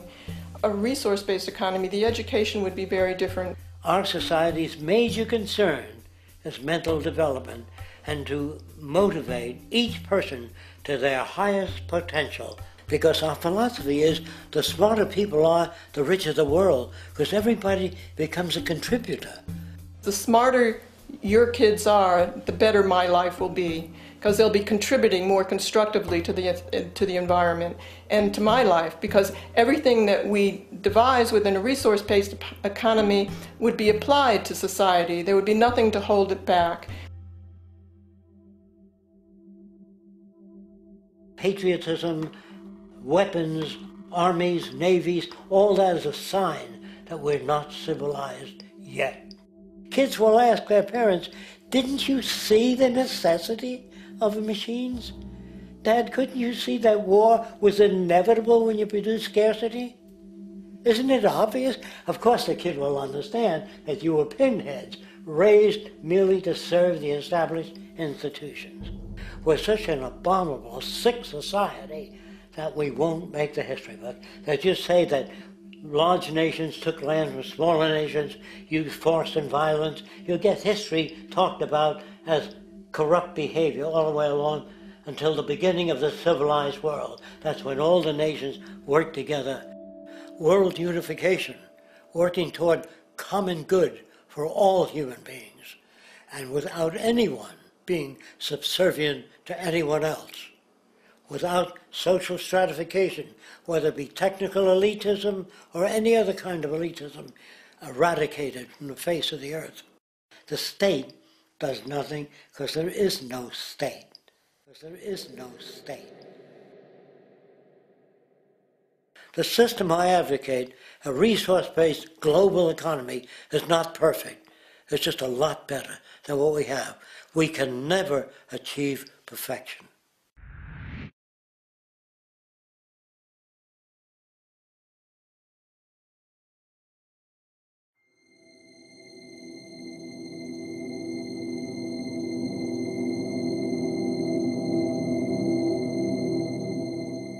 The social values of our society, which has manifested in perpetual warfare, corruption, oppressive laws, social stratification, irrelevant superstitions, environmental destruction, and a despotic, socially indifferent, profit-oriented ruling class, is fundamentally the result of a collective ignorance of two of the most basic insights humans can have about reality: the emergent and symbiotic aspects of natural law. The emergent nature of reality is that all systems, whether it is knowledge, society, technology, philosophy, or any other creation, will, when uninhibited, undergo fluid, perpetual change. What we consider commonplace today, such as modern communication and transportation, would have been unimaginable in ancient times. Likewise, the future will contain technologies, realizations, and social structures that we cannot even fathom in the present. We have gone from alchemy to chemistry, from a geocentric universe to a heliocentric, from believing that demons were the cause of illness to modern medicine. This development shows no sign of ending, and it is this awareness that aligns us and leads us on a continuous path to growth and progress. Static, empirical knowledge does not exist. Rather, it is the insight of the emergence of all systems we must recognize. This means we must be open to new information at all times, even if it threatens our current belief system and hence identities. Sadly, society today has failed to recognize this, and the established institutions continue to paralyze growth by preserving outdated social structures. Simultaneously, the population suffers from a fear of change, for their conditioning assumes a static identity, and challenging one's belief system usually results in insult and apprehension, for being wrong is erroneously associated with failure, when, in fact, to be proven wrong should be celebrated, for it is elevating someone to a new level of understanding, furthering awareness. The fact is, there is no such thing as a smart human being, for it is merely a matter of time before their ideas are updated, changed, or eradicated. And this tendency to blindly hold on to a belief system, sheltering it from new, possibly transforming information, is nothing less than a form of intellectual materialism. The monetary system perpetuates this materialism not only by its self-preserving structures, but also through the countless number of people who have been conditioned into blindly and thoughtlessly upholding these structures, therefore becoming self-appointed guardians of the status quo. Sheep, which no longer need a sheepdog to control them, for they control each other by ostracizing those who step out of the norm. This tendency to resist change and uphold existing institutions for the sake of identity, comfort, power, and profit is completely unsustainable and will only produce further imbalance, fragmentation, distortion, and invariably, destruction. It's time to change. From hunters and gatherers to the agricultural revolution to the industrial revolution, the pattern is clear. It is time for a new social system which reflects the understandings we have today. The monetary system is a product of a period of time where scarcity was a reality. Now, with the age of technology, it is no longer relevant to society. Gone with the aberrant behavior it manifests. Likewise, dominant worldviews, such as theistic religion, operate with the same social irrelevancy. Islam, Christianity, Judaism, Hinduism, and all of the others exist as barriers to personal and social growth, for each group perpetuates a closed worldview, and this finite understanding that they acknowledge is simply not possible in an emergent universe. Yet, religion has succeeded in shutting down the awareness of this emergence by instilling the psychological distortion of faith upon its followers, where logic and new information is rejected in favor of traditionalized, outdated beliefs. The concept of God is really a method of accounting for the nature of things. In the early days, people didn't know enough about how things formed, how nature worked, so they invented their own little stories. And they made God in their own image. A guy that gets angry. When people don't behave right, he creates floods and earthquakes. And they say it's an act of God. A cursory glance at the suppressed history of religion reveals that even the foundational myths themselves are emergent culminations, developed through influence over time. For example, a cardinal doctrine of the Christian faith is the death and resurrection of Christ. This notion is so important that the Bible itself states, "And if Christ be not risen, then is our preaching vain, and your faith is also vain." Yet it is very difficult to take this account literally, for not only is there no primary source denoting this supernatural event in secular history, awareness of the enormous number of pre-Christian saviors who also died and were resurrected immediately puts the story in mythological territory by association. Early church figures such as Tertullian went to great lengths to break these associations, even claiming that the devil caused the similarities to occur, stating in the 2nd century, "The devil, whose business is to pervert the truth, mimics the exact circumstance of the divine sacraments. He baptizes his believers and promises forgiveness of sins. He celebrates the oblation of bread and brings in the symbol of the resurrection. Let us therefore acknowledge the craftiness of the devil, who copied certain things of those that be divine." What is truly sad, however, is that when we cease the idea that the stories from Christianity, Judaism, Islam, and all the others are literal history, and accept them for what they really are, which are purely allegorical expressions derived from many faiths, we see that all religions share a common thread, and it is this unifying imperative that needs to be recognized and appreciated. Religious belief has caused more fragmentation and conflict than any other ideology. Christianity alone has 34,000 different subgroups. The Bible is subject to interpretation. When you read it, you say, I think Jesus meant this. I think Job meant that. Oh no, he meant this. So you have the Lutheran, the Seventh-day Adventist, the Catholic, and a church divided is no church at all. And a church divided is no church at all.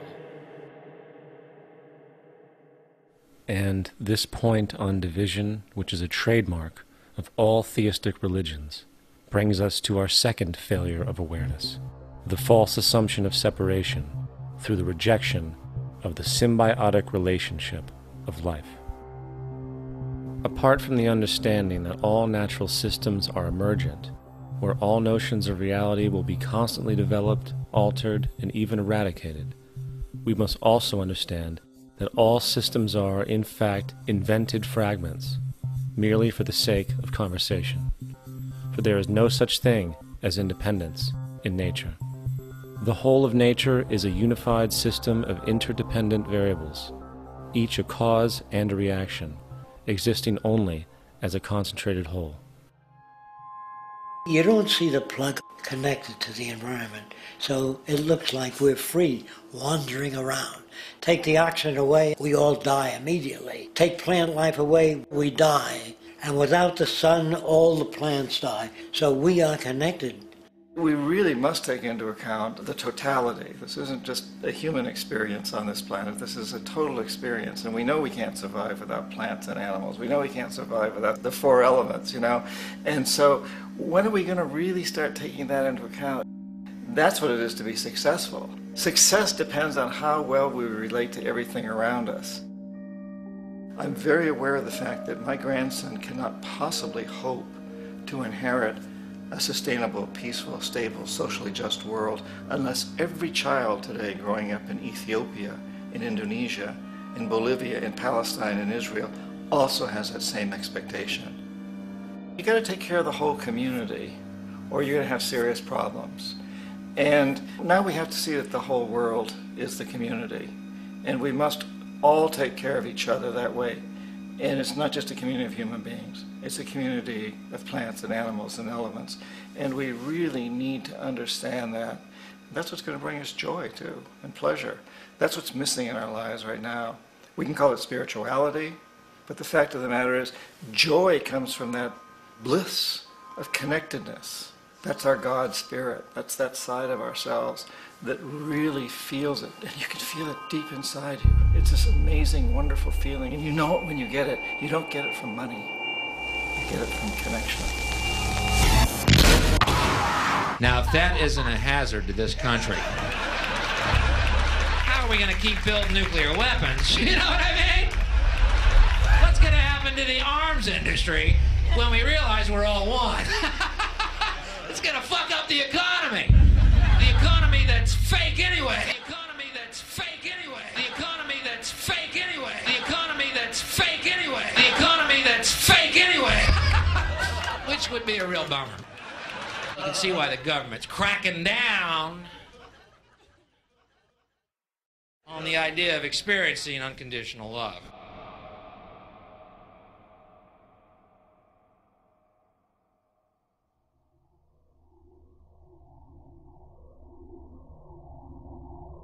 Once we understand that the integrity of our personal existences are completely dependent on the integrity of everything else in our world, we have truly understood the meaning of unconditional love.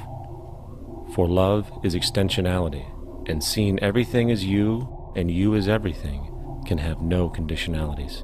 For, in fact, we are all everything at once. If it's true that we're all from the center of a star, every atom in each of us from the center of a star, then we're all the same thing. Even a Coke machine or a cigarette butt in the street in Buffalo is made out of atoms that came from a star. They've all been recycled thousands of times, as have you and I. And therefore, it's only me out there. So what is there to be afraid of? What is there that needs solace seeking? Nothing. There's nothing to be afraid of because it's all us. The trouble is we have been separated by being born and given a name and an identity and being individuated. We've been separated from the oneness, and that's what religion exploits, that people have this yearning to be part of the overall one again. So they exploit that. They call it God. They say he has rules. And I think it's cruel. I think you can do it absent religion.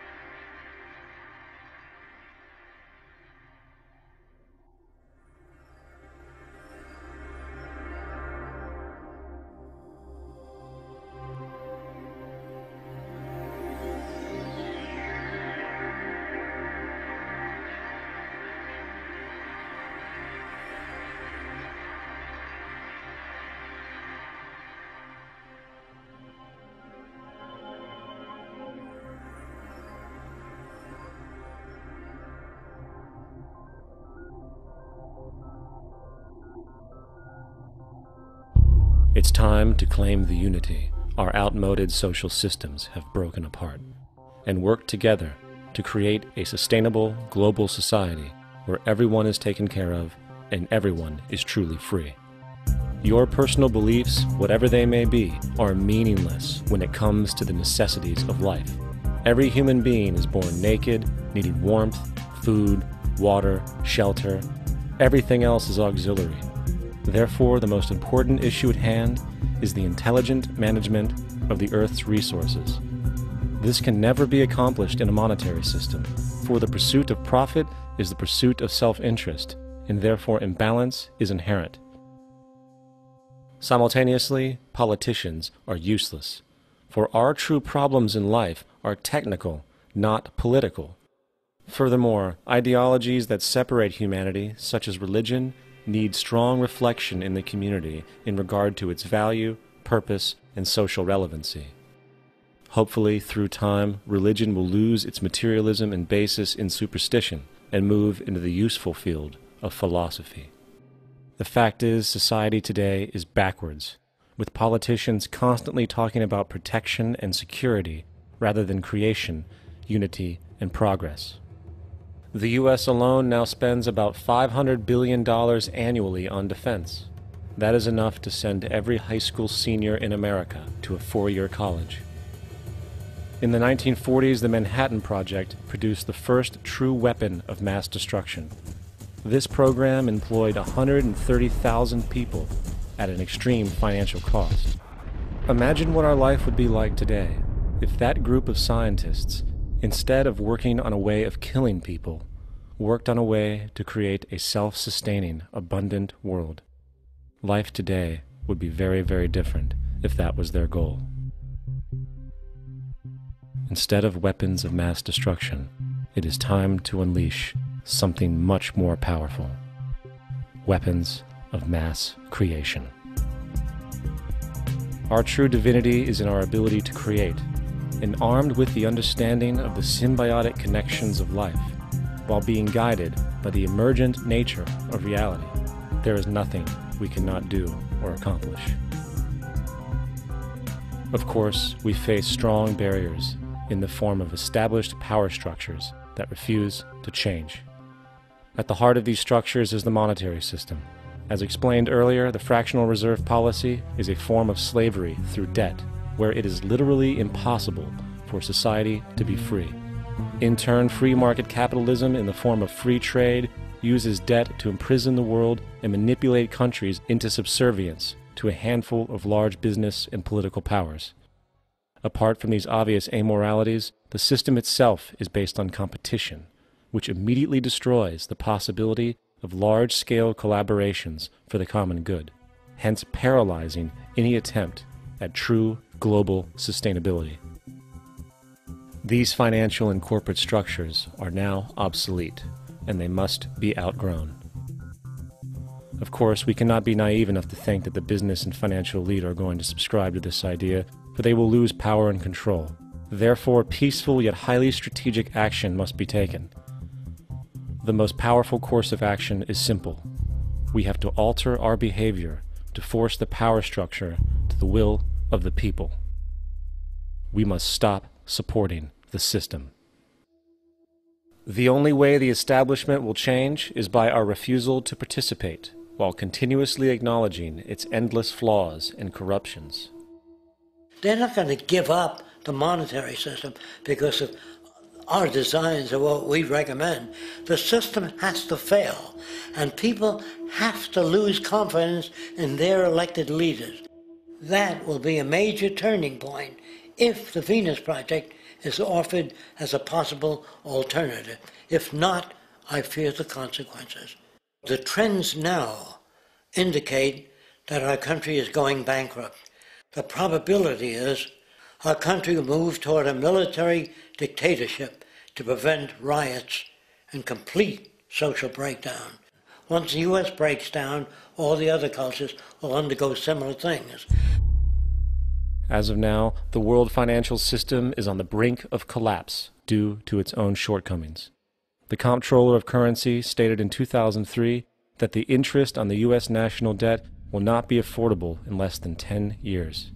This theoretically means total bankruptcy for the U.S. economy, and its implications for the world are immense. In turn, the fractional reserve-based monetary system is reaching its theoretical limits of expansion, and the banking failures you are seeing are just the beginning.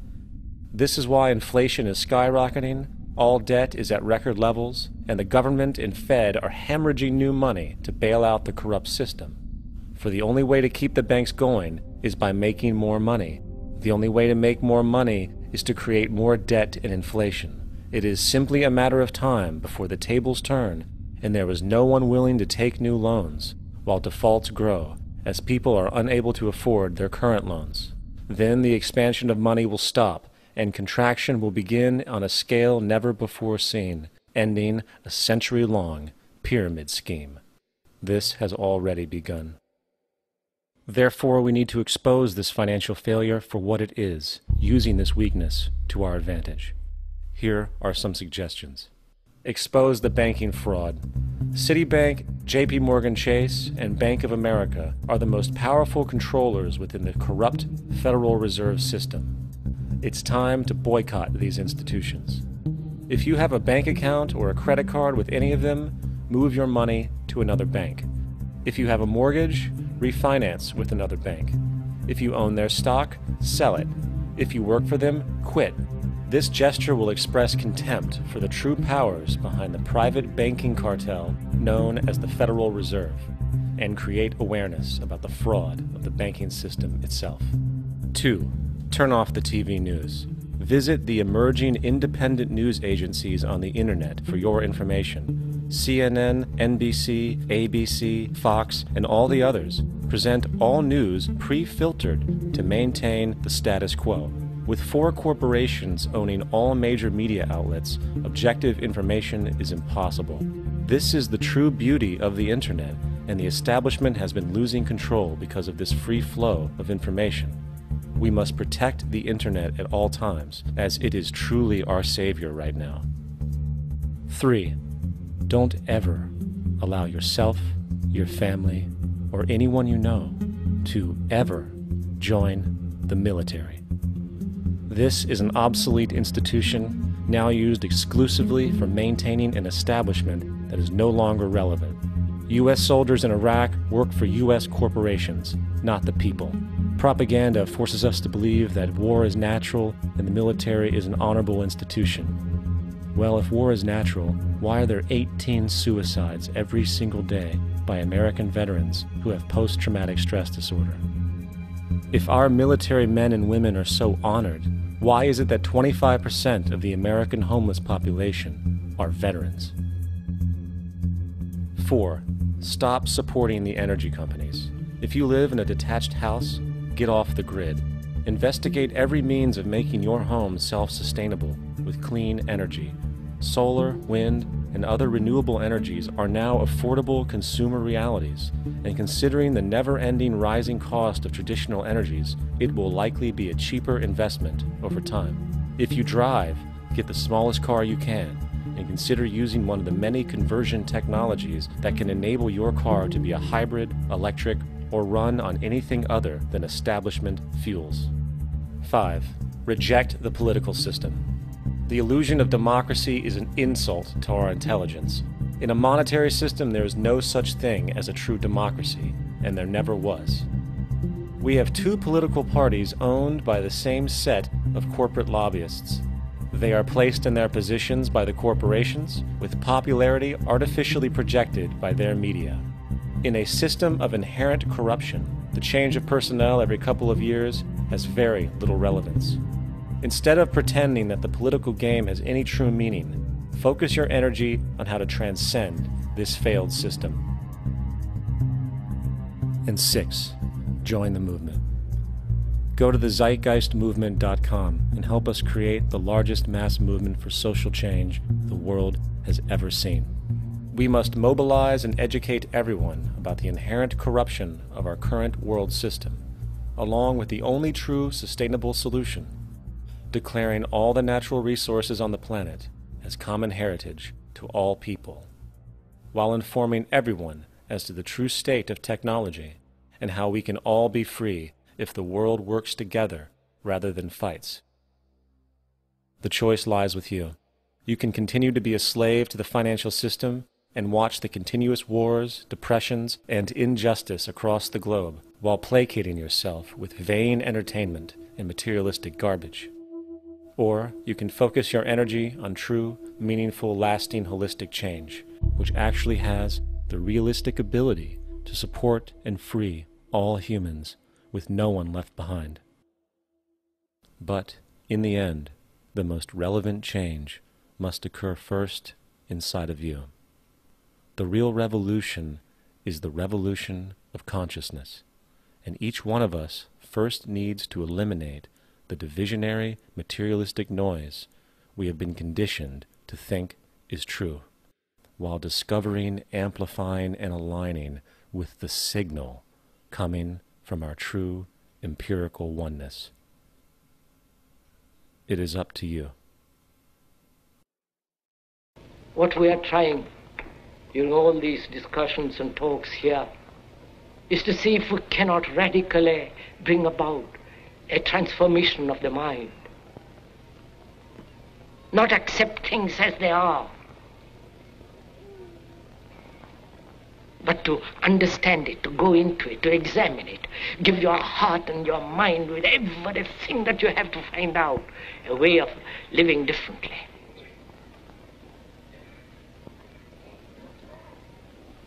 But that depends on you and not somebody else.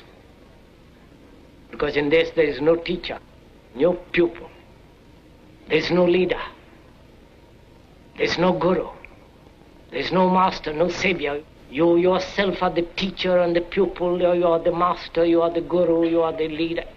You are everything. And to understand is to transform what is.